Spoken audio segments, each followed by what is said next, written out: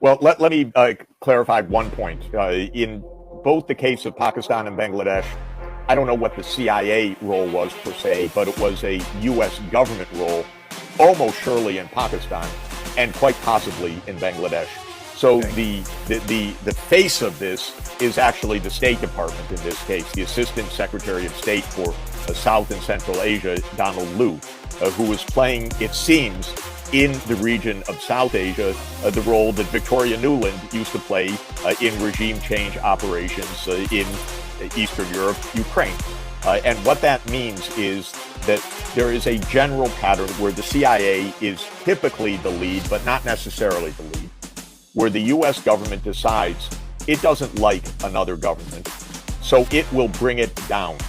Now, the U.S. is just about the only country in the world that does this, but the U.S. does it with such unbelievable frequency that it is essentially our modus operandi of foreign policy.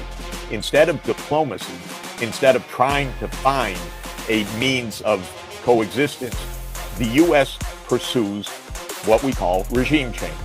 And it does this around the world, with the CIA playing a very frequent role, but other institutions as well. It can be State Department, it can be the Defense Department, it can be the National Endowment for Democracy, which is a so-called NGO fully funded by the U.S. government.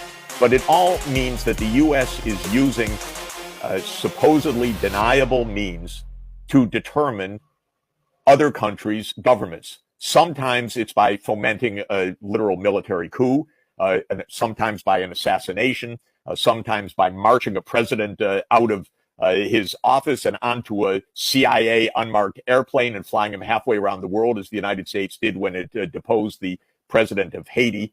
In the case of Pakistan that I have written about, Imran Khan, the prime minister, was trying to maintain relations with Russia and China and the United States, and saying we don't want to take sides. This is the worst offense in the U.S. regime change playbook. If you're not with us, you're against us. And so the United States decided that Imran Khan had to go. And in this particular instance, Donald Lu, the Assistant Secretary of State for that region, for Pakistan, made his visit with the Pakistani ambassador and made threats that U.S. relations with Pakistan were in dire risk because of the prime minister, and the prime minister had to change. And if he was voted out of office by a vote of no confidence, then amends could be made by Pakistan. And this was relayed back by the Pakistani ambassador to Pakistan. And the machinery started to depose the prime minister, which happened the following month. And when the prime minister showed this document, because of course someone showed him what the United States was doing, Right. then after he was deposed, he was charged with espionage for holding the document that showed that the United States had overthrown him. And he sits in jail today, by far the most popular politician in Pakistan.